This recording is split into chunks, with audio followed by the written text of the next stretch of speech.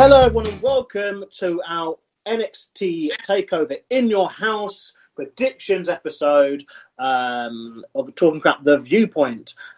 I am the life coach Lucas Jackson. I'm joined by my usual co-host Jazzy Josh Porter. Hello, back again as usual. Lucas, I can't help but notice you almost forgot the name of this show. I did it the other way around this week. I thought I'd jazz it up a little bit, if you pardon the pun.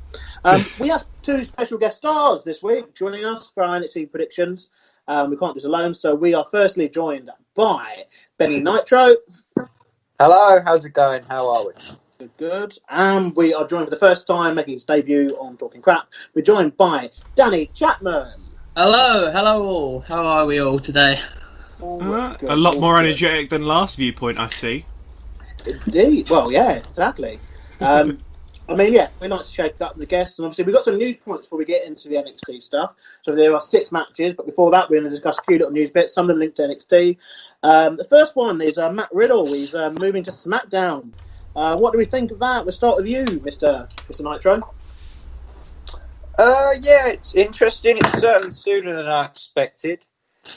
I just hope they don't mess him up, to be honest, on the main roster. I really hope they keep him going strong. I really hope they build him up well and he has a good run. And he doesn't just become another Sami Zayn who ends up being a fucking jobber or whatever within a few months. Yeah. I hope they use him well, because it's the last thing they can afford to do. He's such a good star. He really could do big things. Future main eventer and world champion if they use him right. Yeah, and I came to you first. I know you're a big fan, of Matt Riddle. Yeah, I quite like Matt Riddle too. I think it's interesting him getting called up to SmackDown, which was obviously the brand that Goldberg was featured on last. I mean, I don't know if there's anything into that, but I know Goldberg kind of did refuse to work with them before, but perhaps, I don't know. It just seemed a bit coincidental that Goldberg leaves and then Matt Riddle was debut.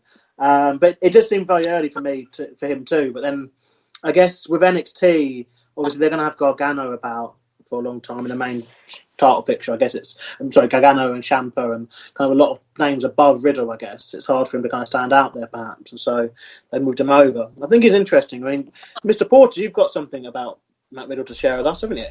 Or more regards to who could have been with him. Yeah. So obviously, recently on NXT, Matt Riddle went up against Timothy Thatcher in what WWE called the Fight Pit, which is essentially just a UFC cage in a square. No ropes, no anything. And for that match, they had a special guest referee, and that was Kurt Angle. Yeah. So recently he revealed during an interview with SI.com, I believe it is, that he was offered to be Matt Riddle's manager on SmackDown. So I've got a quote from him from when he turned it down, saying, WWE offered me a job to manage Matt Riddle. Unfortunately, I turned it down. I just have so much going on with my business, Physically Fit Nutrition. There's a shameless plug for you. And I need to make sure it succeeds before I do anything else. It was almost a blessing in disguise that WWE released me. The business started picking up orders and we're at the point where I really need to be here. Yeah, that was fair play to him. I mean, that's what he wants. Hall of Famer. Yeah, he's Hall of Famer and doesn't really need to do anything else, I guess, to add to his career. It would be interesting, I guess, to see him back in WWE, but I think, I think Matt Riddle is charismatic enough and popular enough to kind of get over the main roster without him. Yeah, I don't see him needing a manager. No, nor do I. Especially Kurt Angle. I don't think Kurt Angle is the management type. He's much better on his own. I feel like he's no longer a wrestler, obviously, so he's limited to what he can do, I guess. It's managing or kind of just coming out making appearances, I guess. Chapman, what are your thoughts? I feel like too early for him to come up. I get why you say he could. Like, Kurt Angle wouldn't be able to manage him because Kurt Angle and Matt Riddle have got. If you see what I mean, they've kind of got two different sides to each other. They're very good on mics and they're very decent wrestlers between them, but I don't think it'd work the way Matt Riddle would be pushed on SmackDown. Because if they want to make him a big star, surely they'd let him go by himself. Yeah. I do have another bit of input for that, though. So, saying that, yeah, he's good on his own, but some people may remember this, some people may not, but back in Evolve, a man also on SmackDown called Drew Gulak had his own faction called Catchpoint. Yeah. Now, obviously, Evolve is kind of like another form of developmental territory for WWE. And where Drew Gulak had Catchpoint, he eventually recruited Matt Riddle. But before he did so, he told Matt Riddle that he was not serious enough and wasn't good enough to join Catchpoint. So he went back, evolved, shall we say, improved himself, made himself a more serious character, and eventually joined Catchpoint. So I potentially, down the line, see him maybe teaming up with Daniel Bryan and Drew Gulak and having another version of Catchpoint in WWE. Potentially. I think WWE, they like to do their own thing, though, I guess. But it is one of the things they've got all three of those members available. But I think the future's definitely bright for Matt Riddle, I think. He's one of those names. Moving on, we've got Drake Maverick, who has been offered a new contract by the WWE, following his emotional kind of campaign in this Cruiserweight tournament.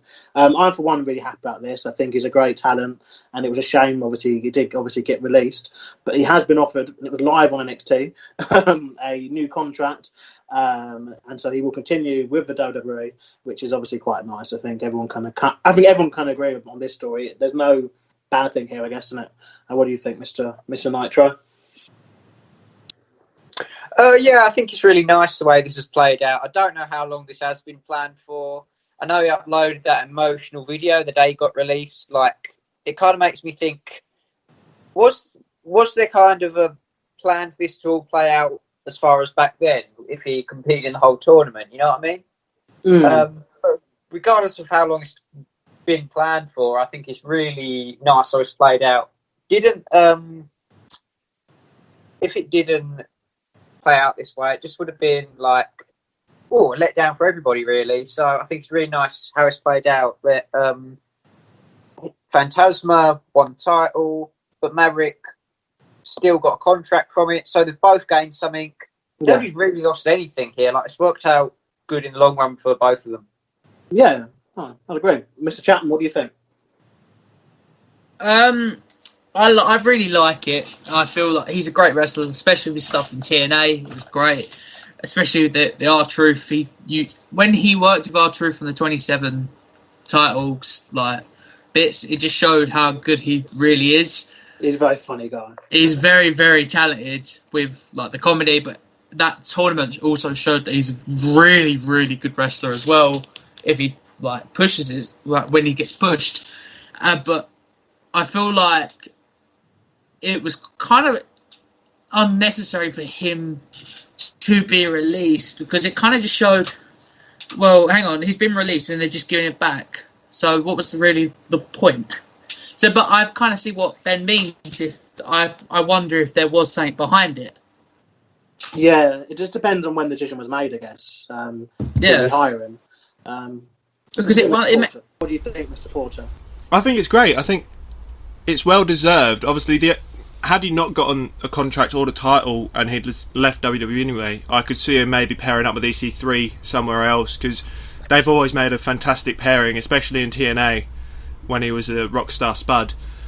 But yeah, I think it's due deserved. He had an emotional run in the tournament, and he put up a hell of a fight, beating the likes of Jake Atlas, and who else did he face in that triple threat match? I can't remember who was in the triple threat match with, but he put on a near enough a 5-star match with Phantasma recently. I would have liked to have seen him with the Cruiserweight title, but I potentially see him maybe even taking it anyway. Well, perhaps further down the line, perhaps that's what they were going for. It just seemed very odd, but yeah, that was this whole thing. But I'm glad for him.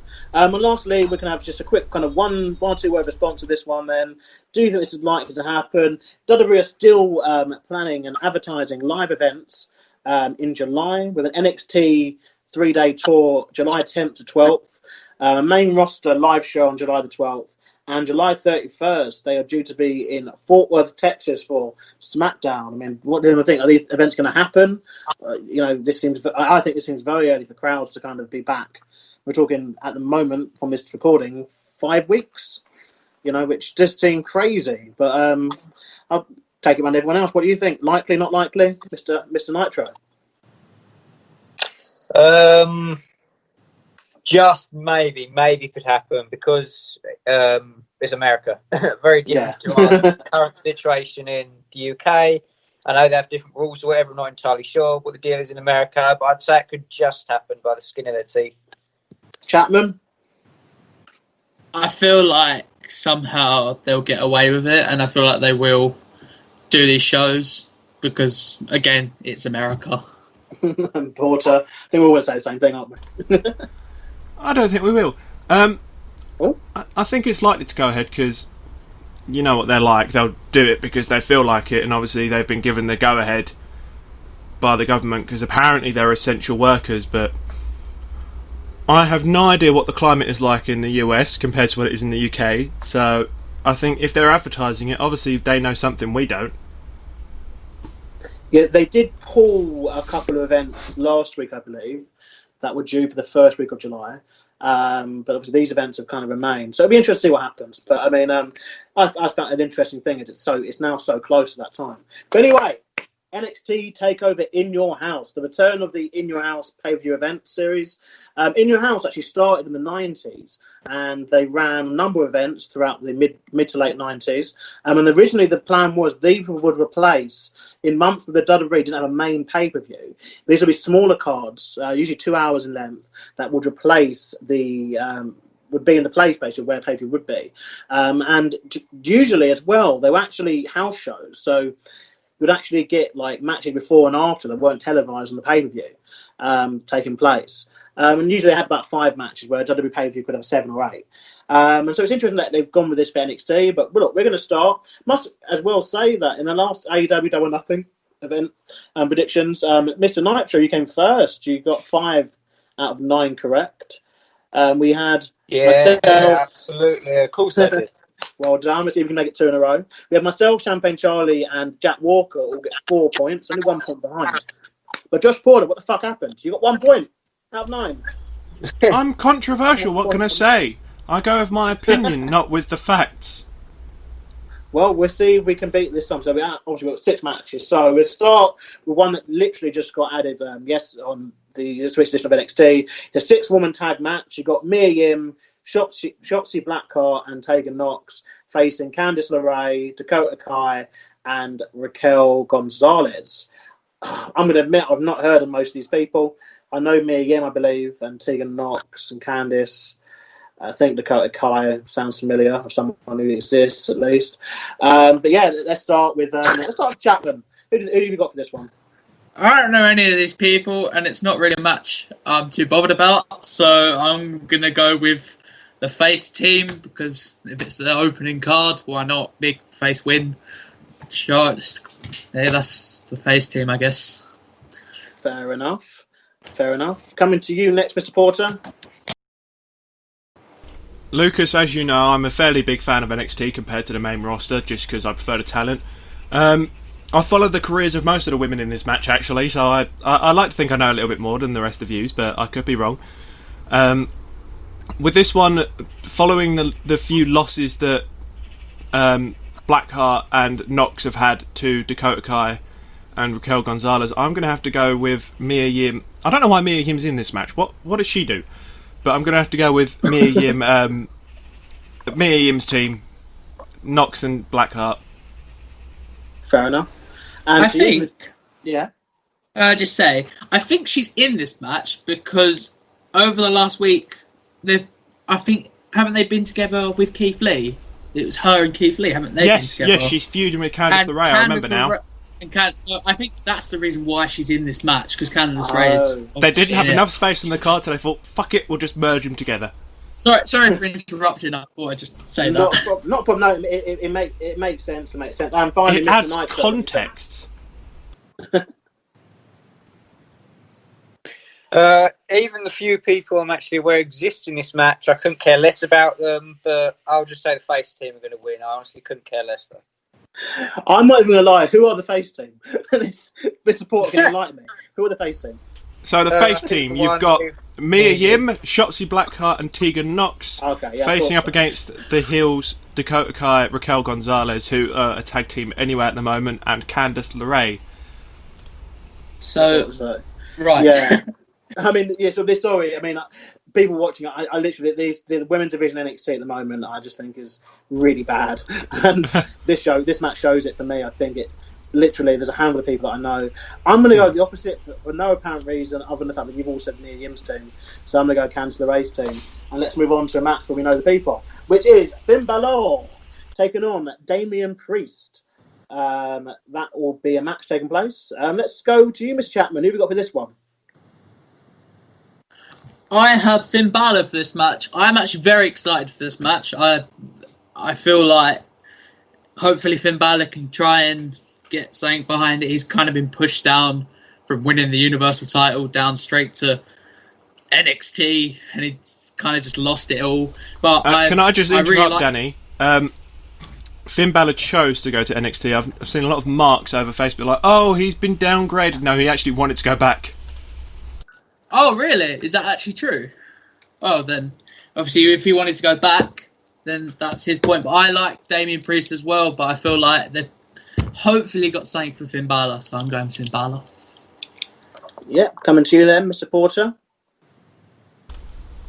For this one, I'm going to have to go with Damian Priest, simply because he's recently come off another loss for the North American title against Keith Lee and Dominic Dijakovic, that's how you say it, in a triple threat, and then he lost again to Keith Lee recently.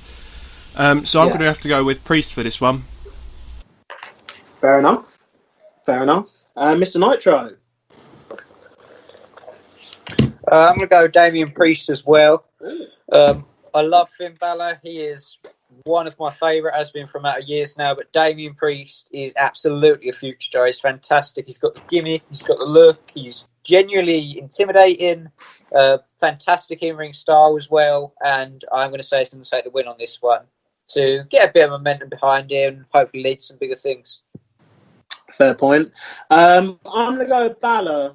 I think if they're going to, if they start thinking about restarting NXT UK, I get a feeling that Mr. Balor might be a part of that. And, they're going to want, obviously, a star to kind of go over there. I do think Priest should win, though, but I'm going to go Balor winning on this occasion. Up next, we have Tommaso Ciampa. He'll be taking on Karrion Kross, who is accompanied, of course, by Scarlett. I'm actually very excited about this one. Let's change the order. Let's go first to Mr. Porter. Who have you got for this one? Ciampa versus Kross. So for this one, I'm at a bit of a crossroads here, because there isn't really much to this rivalry, other than the fact that Kross suddenly debuted and attacked Ciampa just out of the blue because he was there. But for this one, I'm going to have to go with Kross, because I think they're just going to try and build him up a bit more, and having him against Ciampa in his first takeover match, I think is a good way of building him up. So I'm going with Kross. Fair point. Coming next to you there, Mr. Nitro.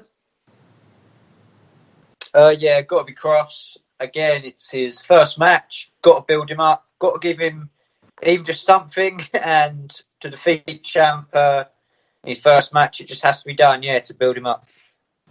Fair enough. And Chapman?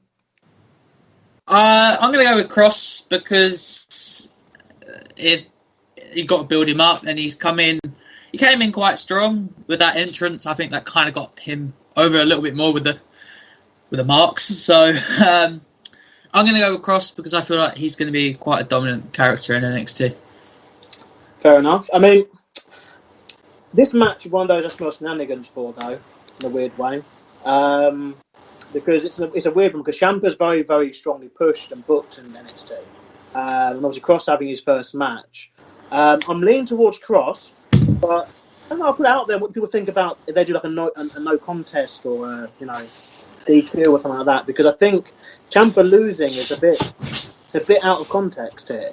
Because Kross will have to do something really devastating to make it to lose.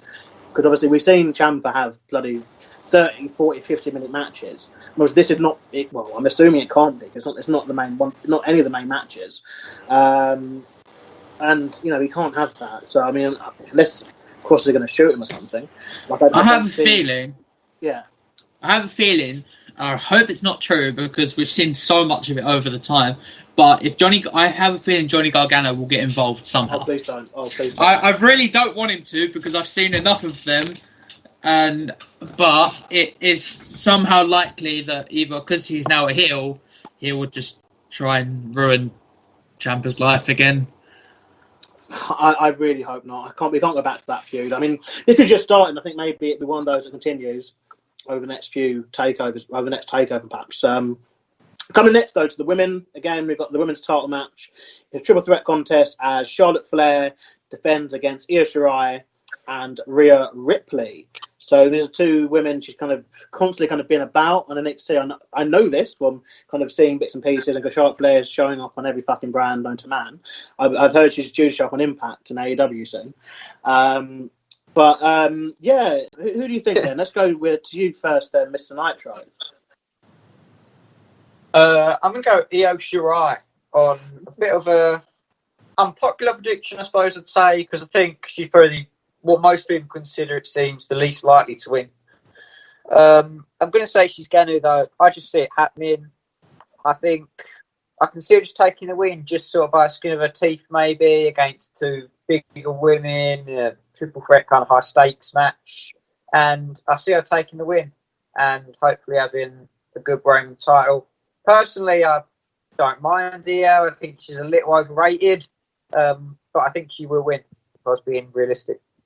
No, fair enough. Chapman? I'm going to go with Shirai because Rhea Ripley, she had a very dominant reign, and that obviously ended at Mania with Charlotte. I just think Charlotte's a boring champion. I think people are getting a bit bored of having to see Charlotte hold the belt. So I feel like get a new champion and they're going to get a new reign, and I feel like that's going to make... And you'll get more out of it. I feel like the fans will get more out of it. Yeah, we're only 2 months in. I mean, I don't know. I mean, okay, fair enough. Mr. Porter? I'm as much as I hate it, I'm going to have to go with Flair. Just because it's Charlotte Flair. She's not going to drop the title anytime soon. We know what she's like. She'll hold on to it until bloody WrestleMania again. Yeah, I've come with Flair too, but I kind of think that the triple threat thing, just throw it a bit, because they could obviously have Io or Rhea pin each other, so Charlotte doesn't take the loss. I do get a feeling that perhaps the ratings, they want the Raw ratings back up. They might obviously take the title off Flair to then move her back into the Raw scene. But I'm guessing they've already got an answer for it. Yeah, but then obviously, that's the problem. They're going back to that rivalry. Which who wants to see Asuka versus Charlotte again? What happened on Raw this week, didn't it? Yeah. And Charlotte has been on all the brands lately. Like I said, making an AEW debut very shortly. But yeah, I've gone with Flair too. I think it's still a bit early on, but then perhaps 2 months. That's not too bad of a title reign. But we shall see. So next, the NXT North American Championship on the line as Keith Lee defends against Johnny Gargano. So let's start with you, Benny Nitro. Who have you got for this one? I'm going to go... It's probably very hard to call. Probably the hardest to call on the entire card for me personally. However, I'm just going to go Keith Lee. Just. I feel like Gargano... he has won the North American title before, over a year ago. Yeah. Had a good reign with it. He's done fucking everything. He's done more than everything. He's done far more than he needs to.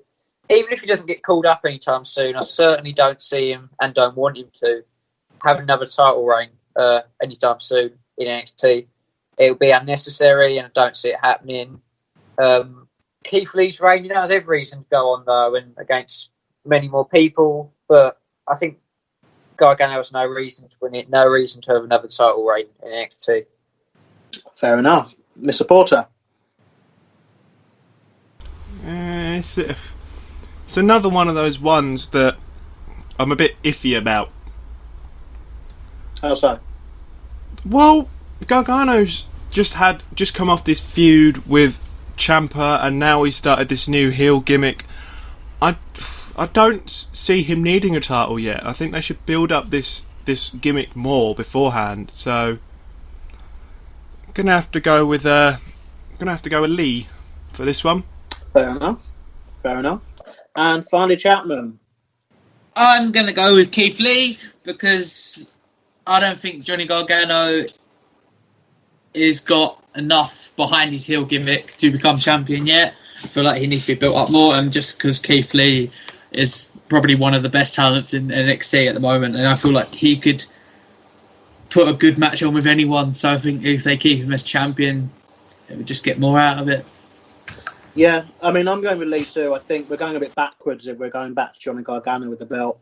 I think Gargano as well, like, you'd argue that he should be kind of in the contention for the main NXT title, if he is going to be for any title.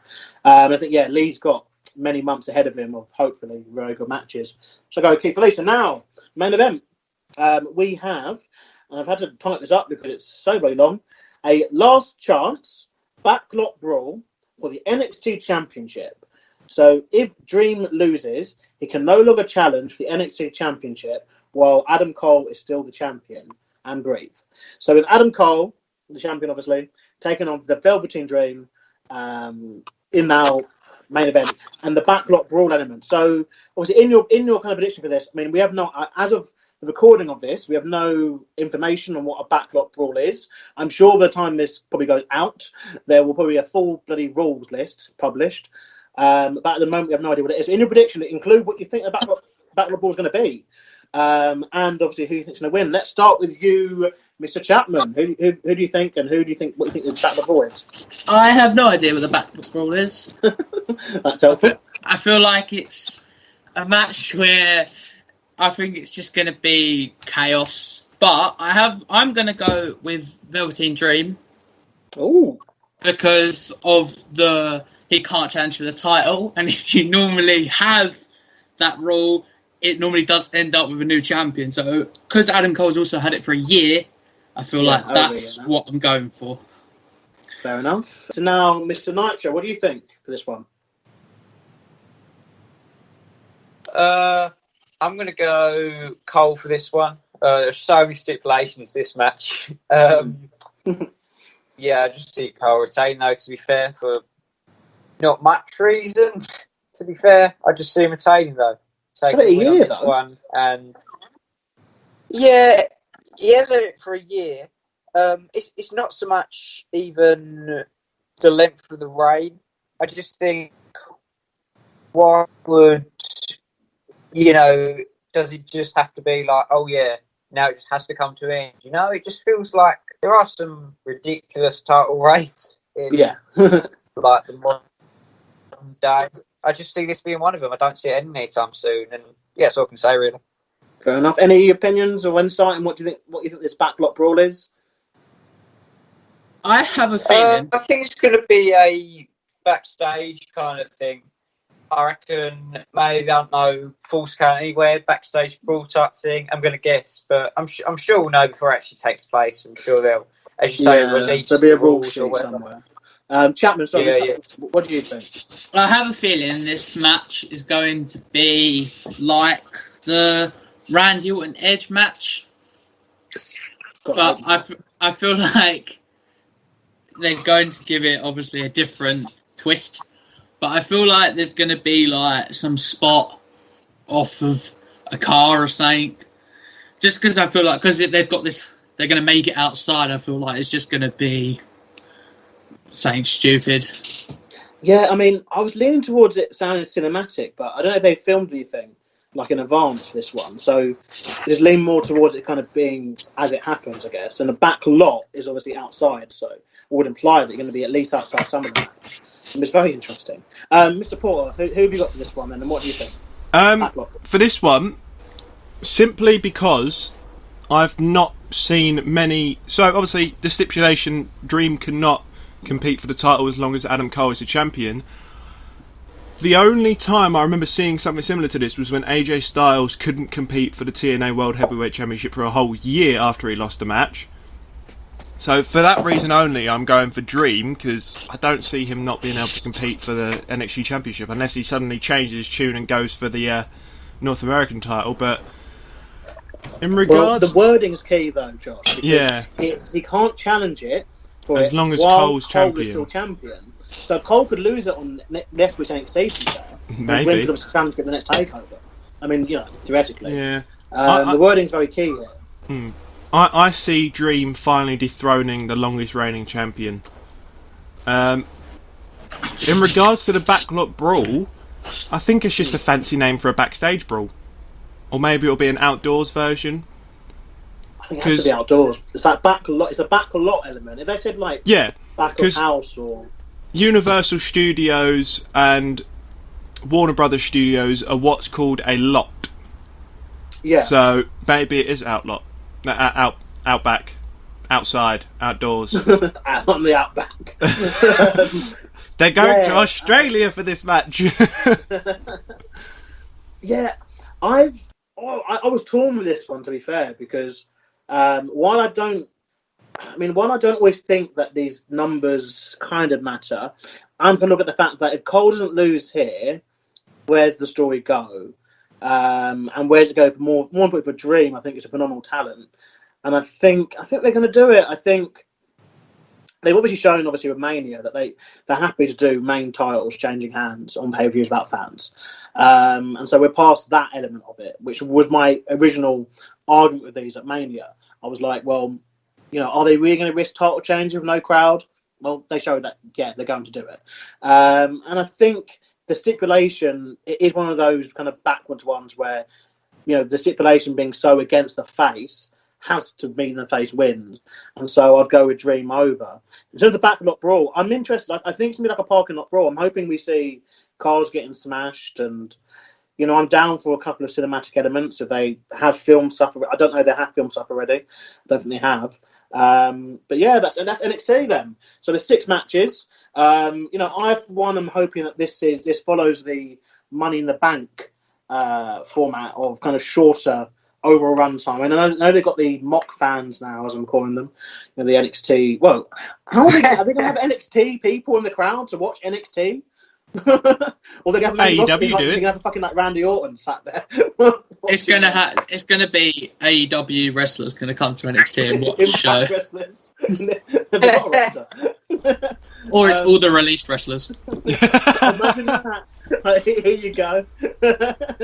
We told you were coming back to WWE. We didn't say how.